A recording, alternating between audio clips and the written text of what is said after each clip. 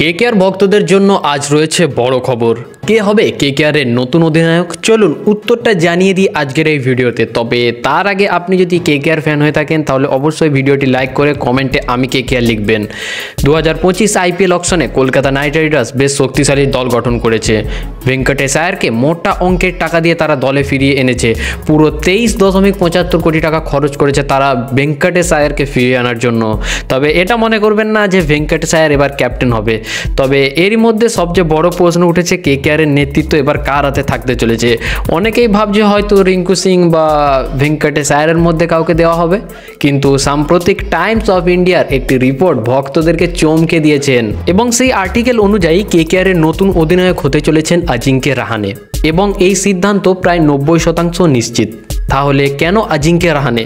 কেকেআরের এক আধিকারিক জানিয়েছেন রাহানের অভিজ্ঞতা তাকে এই জায়গায় এনে দিয়েছে।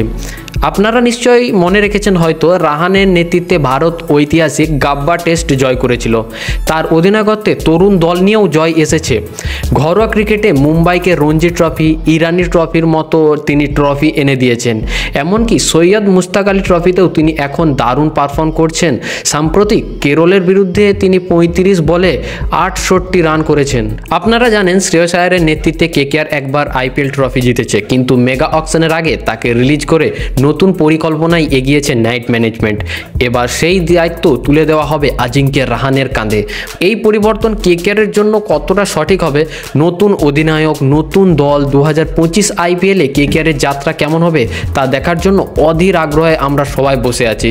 আপনাদের মতামত জানাতে একদম ভুলবেন না। রাহানের অধিনায়কত্ব কেকেআরকে কি আবারও চতুর্থবারের জন্য চ্যাম্পিয়ন করতে পারে? আপনারা কমেন্টে অবশ্যই জানাবেন।